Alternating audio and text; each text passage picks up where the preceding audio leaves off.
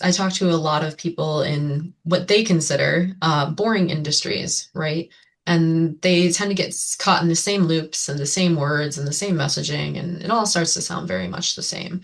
And unfortunately, AI is kind of exacerbating that. I wrote an article. I write a newsletter called Shiny Objects Weekly, which is kind of the intersection of fractional executives, ADHD, and using AI in a smart manner. And I wrote an article about how AI is kind of the beige-ification of everything, right? Everything is beige. Everything sounds the same. It's not this, it's that, it's all those patterns you're seeing. So knowing that that's out there, it becomes even more important to stand out and be memorable. Don't be afraid to be memorable, even if it's slightly off brand a tiny bit, because everybody sounds the same right now. Everybody looks the same. Everybody's doing the same stuff. And it's not necessarily new, but it is true. So if you can stand out in someone's memory and say, ah, I know them, they know elevator pitch, right? It becomes a lot easier for you to market yourself.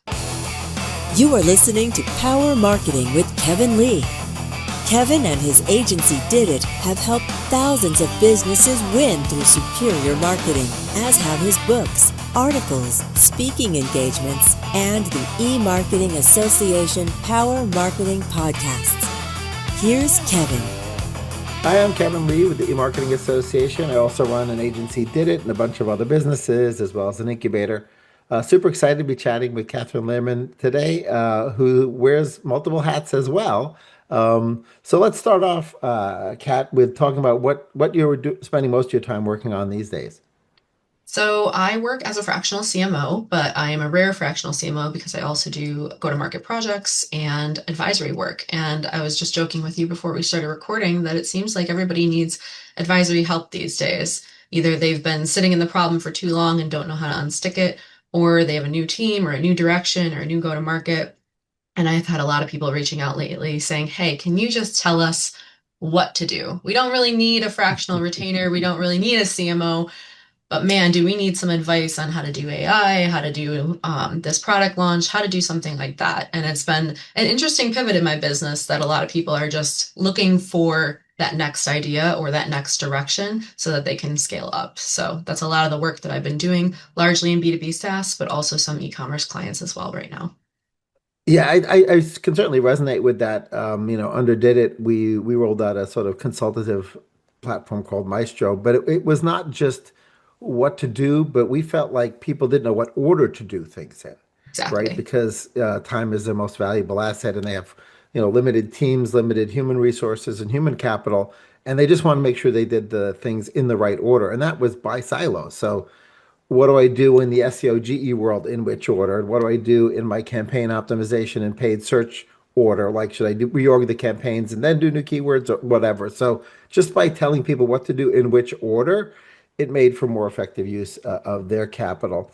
So let's jump over to your advisory and sort of fractional CMO work. You're bridging B2B and B2C, and so you have a unique perspective on being able to sort of market to the human who's deciding what to buy, which brands to include in the selection set, et cetera. So I'd love to hear more about the thought process you go through.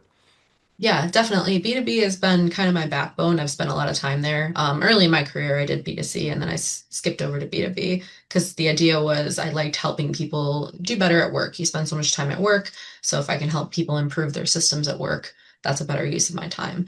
Through my B2B work, however, I've started to expand back into B2C with a lot of the e-commerce clients that I run into in the supply chain. So I had a couple people that were referred to me that said, hey, can you take a look at my advertising? Can you take a look at my Shopify store? Can you take a look at what I'm putting into my marketing? And again, give me some advice where to go next. And I love that you mentioned having a game plan because a lot of advisors will just say, oh, you need to do these things. And it's like someone saying, I need to implement AI. Without a roadmap, you can't really do that, right? But the bottom line is at this moment in time, I have to say this moment in time because we might be robot marketers soon or marketing to the robots. At this moment in time, B2C, B2B, D2C, it doesn't matter what you call it, you're still talking to a human, right? So adapting your message to the human and what the human wants is just as important on B2B as it is on B2C. I think a lot of companies lose sight of that. You'll get the word salads of the world where they're, throwing in a bunch of buzzwords, and you get an operator that looks at that and they're like, I really don't understand what this company does. And you're really thinking about it as a business talking to a business, but you're still trying to get the attention of the human. And I think that's a big piece of B2B that sometimes goes missing, is how do we get that human element back in the marketing to make it understandable?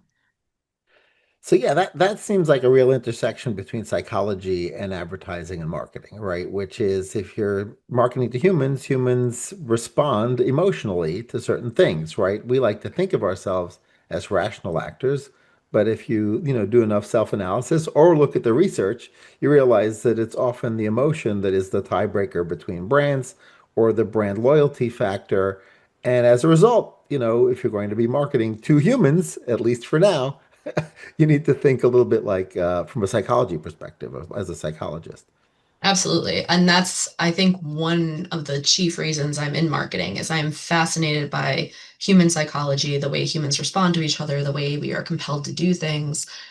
There's back in the early days of my career, I remember reading the case study about McDonald's. Why is McDonald's yellow and red? Because red and yellow make people hungry, right? So they want to have that psychological link to make people hungrier, so they buy more food. And even in the Harvard Business Studies and the Harvard Business Review that they did, most people base things on the five emotions, right? Fear, belonging, trust, joy, anticipation. And those emotions can elicit a response. Um, Emotions drive up to 70% of business decisions. So if you can tap into the emotion of the humanity and say, oh, this is going to make your life easier, you're going to go faster, you're going to save money, you're going to look like a champion to your CEO, you can tap into a lot of those emotions in your marketing and make people get to the end result a lot faster. And I do think that's all humans, right? AI doesn't have emotions yet. Yet, That right? we know of. It's being very That we careful. know of. For sure, for sure. So one other thing, if you start to think about emotion as this core that you're trying to influence with marketing, then you also end up with the line between sales and marketing being more fuzzy, right? Mhm. Because you've got all these marketing channels, if you want to call them. I mean, events are back, particularly in B2B.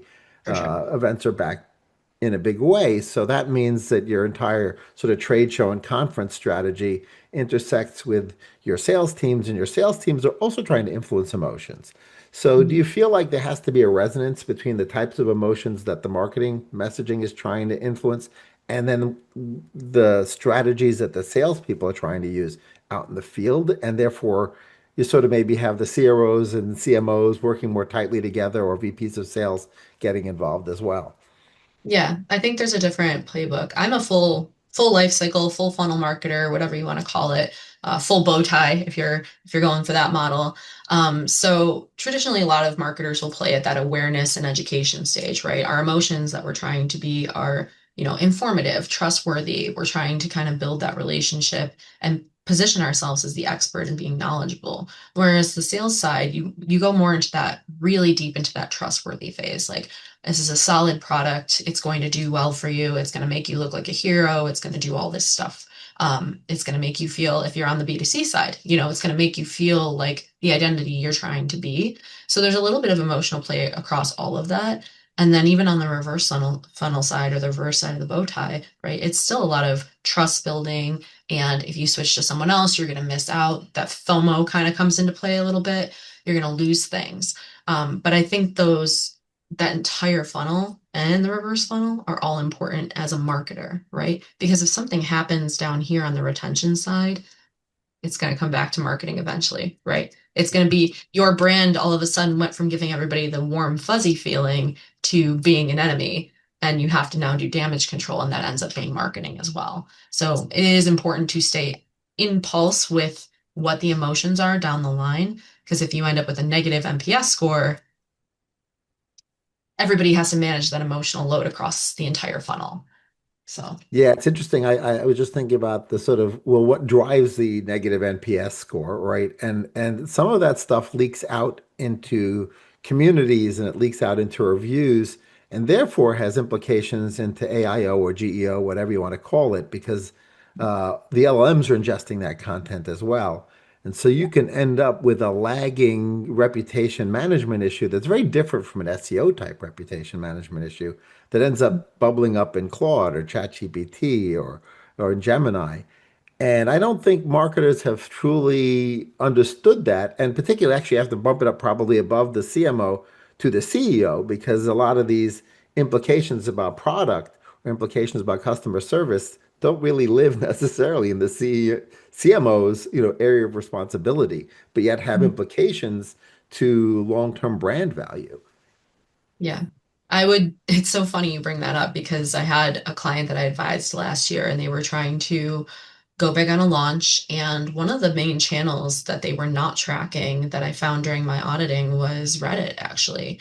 And unfortunately, they had kind of a big problem on Reddit where people were just talking trash about them and the internet remembers, right? The internet has a long memory. And with LLMs picking up a lot of this content from trusted sources, right? If you search something on Google and there's a good chance you're going to get like a Reddit post or something like that. In a way that Facebook used to be preferential, now it's Reddit and those communities that are a little more unregulated and people are more willing to kind of say what they feel. But reputation management was a package I had to put together for them because I said you have to have a plan when this happens, especially if your product or your NPS score is low and it's related to your product. And no product is perfect, but plan ahead for those weaknesses or those areas where it's might going to come back to you. And that is a well-made plan because as soon as you have comments that go rogue, you have a strategy and it's not going to snowball into something much bigger. I think smart companies are planning ahead for reputation management before it even becomes an issue, especially knowing now that it's going to end up in that LLM engine and probably come back to haunt you for several years. That's a great point. On the flip side, some of these other departments and groups within companies are often an untapped resource when it comes to content. Because I often find, even since I've been doing SEO longer than Google existed, but it's always been a challenge for certain companies. Like, I don't have anything new to talk about, or like I don't know what to talk about, or the industry we're in is pretty boring. And we find that by tapping customer service people and tapping the sales teams and tapping the product teams, there's not an infinite amount of new content, but it's also the type of content that goes into the mid and longer tail where, if you do surface yourself, in the search or in a LLM search, that can be a really influential touch point, right? I feel like there's another area where companies are underinvesting in bubbling up the value that exists within their organizations outside of just sales and marketing, who talk to each other a lot, but may not talk to customer service, and they may talk to product, but in a very structured way. Any thoughts on how to sort of unlock that value for companies? Or there should the advisors do that, or should there be a system that they use internally to unlock that? So I'll tell you the way to not do it. Because I was at a company a long time ago in my history that did it the wrong way. And basically, you get that message in your inbox. Okay, we shared a post. Everybody share the post. Everybody share the post, right? So they're just standard, you know, hashtag retweet, whatever. They're just retweeting to all their networks and they're not putting any original thought in it. And, any cheap likes or clicks that you get off that, you're not really getting visibility off that. So don't just do that. What you can identify in your group, if your company is open to it, is you probably already have internal champions. You have people that are already writing content, that they're already carrying the banner, and it might be for their own interests because people own their own social media accounts, right? Even though you may work for a company, that company doesn't own your personal instance. Um, and vice versa, right? A person's interests are not necessarily reflected on the company. But if you have a customer service person that is really funny, is very personable, as always has great stories or something like that, you can usually identify those people within your company and it's giving them the extra support to get there. Say, hey, you're really good at this. Would you be willing to contribute? Would you be willing to do it? Making it easy for them to contribute because obviously they have their full job. But a good marketing team can identify, okay, these three people are really good, or they have very strong networks. So often CEOs have very strong networks, right? But they don't have the time to sit there and crank out copy. right? So you might be able to assist them with AI or some other tools to help get there faster. Say, hey, these are three trending topics. Do you have a comment on any of these? And turn it into an engine for them. So it's up to marketing to kind of help identify these people, but also help craft a message if they're not used to it. And some people will surprise you. Some people will just say, oh, this sounds like a great idea. Let's do this. And maybe there's an employee perk that you can give them to help incentivize them. I'm big on incentives, right? No free work. Let's incentivize our people to do this stuff. But usually those champions do exist. The other part of that is that they will also make it more human. So if your marketing is very corporate, if you're in a very traditional industry, don't be afraid of doing funny customer stories or one of the posts that one of the companies I worked with that went very viral was silly things that we got returned to us at the warehouse, right? So it wasn't actually about our business, but it was like, hey, I just got an iPhone in a box that was supposed to be a pair of shoes, something like that. Again, it's that humanity, right? We're humans. We Yeah. want to laugh. We want to have fun. The humor will hook you more than anything. So you can find good stories in that way. Yeah, I mean, for that focus on humanity, right? In the age of AI, humanity is becoming the differentiator, right? In many cases, and you pointed out that you may have sort of some hidden internal micro influencers, right? Who can be part of your team with Absolutely. modest incentives, right? And already have a vested interest because they love your company and they love your products. And I think people also don't realize that there may be authentic influencers in your customer set, right? That Absolutely. you can tap into. So, how would you recommend that marketing teams do that internal unlock and then perhaps look to external unlocks, rather than just go to the big known influencer in a B2B or B2C category. You can't afford the Kardashians, whatever, or the B2B equivalent of the Kardashians. How do you find those human stories within the customers? And within the broader ecosystem, they may be fans of your company, even if they're not customers, within a broader ecosystem. Is there a methodology that you've found that's worked in the past? Yeah. I have worked with actually partners are usually a good place to find that. So in B2B you usually have a lot of software, well in software, we'll say in software. In software you have a lot of partners and a lot of partner ecosystems and stuff like that. And usually if you have a good partnership, people are willing to speak on your behalf. A good example of that is we had a partner that wasn't even a legit like on paper partner. They were just one of those partners we talked back and forth. We had a media opportunity. We brought them into the media interview, and they got a lot of screen time out of it. And there was no money exchange or anything like that. It was just a goodwill gesture. And the next thing you know, our referral system was lighting up with referrals from them, right? So it was just a goodwill gesture. And they became a champion for our product. They understood our product, which is the most important part. If you're looking for external influencers, get your elevator pitch down pat. Like make sure that someone understands completely what you do in one or two sentences, because otherwise they cannot tell your story. They cannot sing your song. I always get joked about singing because I don't actually sing, but I'm the siren in the supply chain world. So if someone else can sing your song for you, that's going to be hugely valuable. So finding those people that are out there that are interested in what you're doing, that are like, wow, this is really cool. They might just do it organically. Yeah. And you can ask. There are communities where you can ask other people to help pick up your banner for you. For customers, your customer support team is your front line. So if you're recording those customer calls, you'll hear in those calls. I encourage marketers to jump on customer calls all the time. You'll hear it in their voice. Oh, I'm so happy. Like, this is going so well. You've saved me 100 hours this week. I can't believe I lived without this software. I like to call them advocates or champions or even Hmm. evangelists.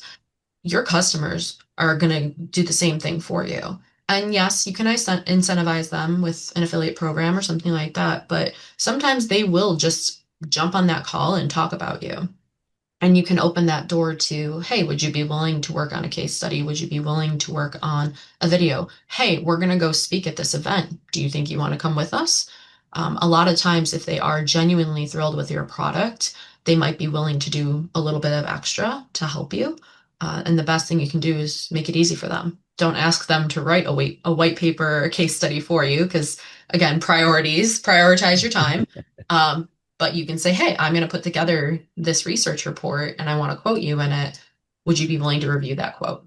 Is a lot easier. So the easier you can make it for people, because it sounds like asking for favors, the more likely they are to help you. But plant as many seeds as possible because you never know which ones are going to turn into flowers. Yeah, that's a great point. It's interesting, you reminded me of a funny situation that we've gotten when we do coverage of events and we go sometimes booth to booth at a conference, right? We actually ask people to give us their elevator pitch.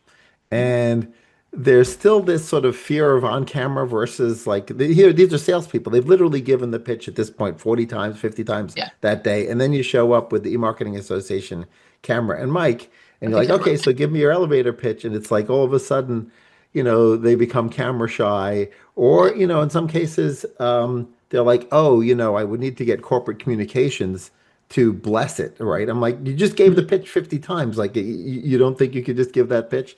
And it's sort of, this idea of how do you take that humanity and you take that ability for the people to communicate and either remove the corporate roadblocks that it sometimes exist to that, getting that piece of content, or the psychological roadblocks. I sort of feel like the pandemic and things like Zoom have sort of gotten people a little bit more comfortable with at least being on camera as it relates to these type of environments. But it's sort of like the same camera put in a trade show environment. All of a sudden, they're like, "Oh my God, like this is different. I'm being recorded in a different way."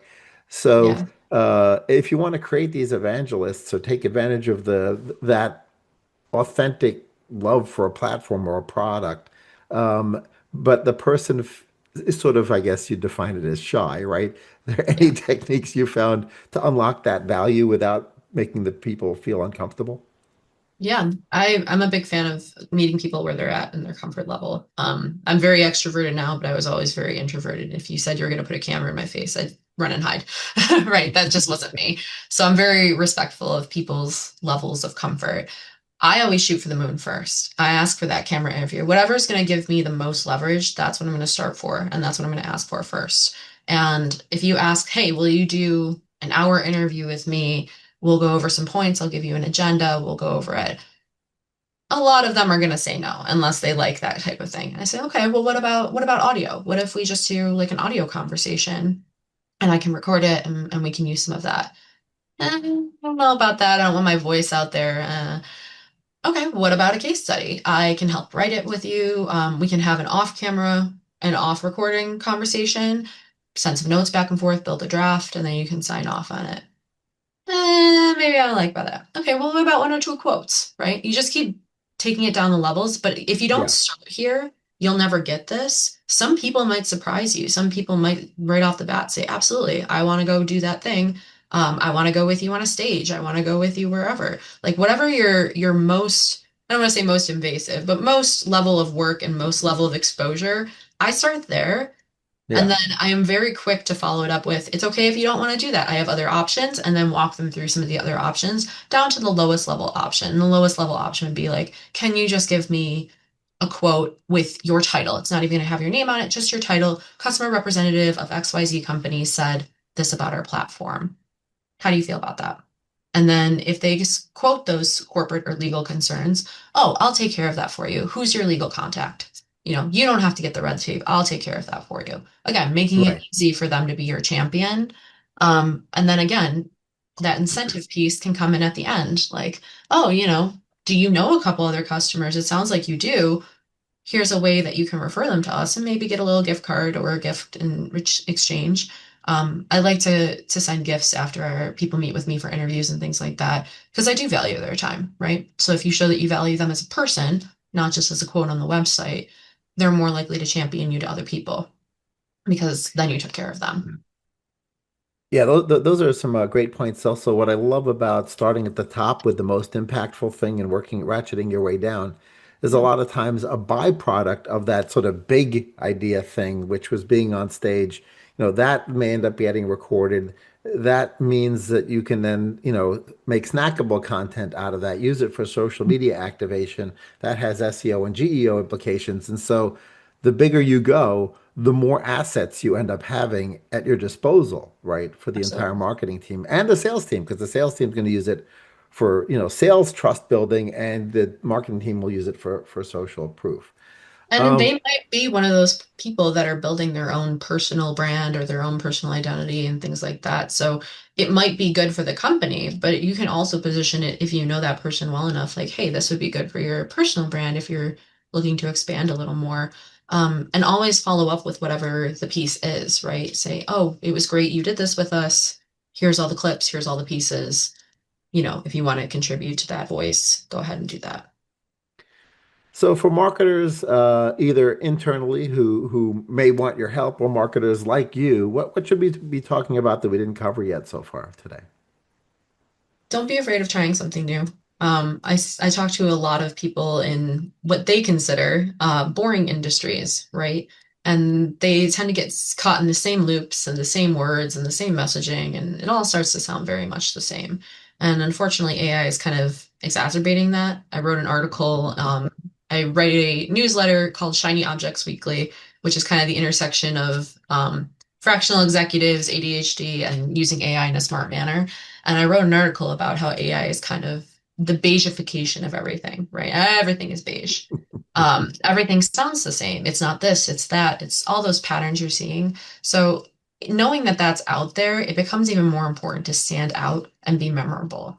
Don't be afraid to be memorable, even if it's slightly off brand a tiny bit, because everybody sounds the same right now. Everybody looks the same. Everybody's doing the same stuff. And it's not necessarily new, but it is true. So if you can stand out in someone's memory and say, ah, I know them, they know elevator pitch, right?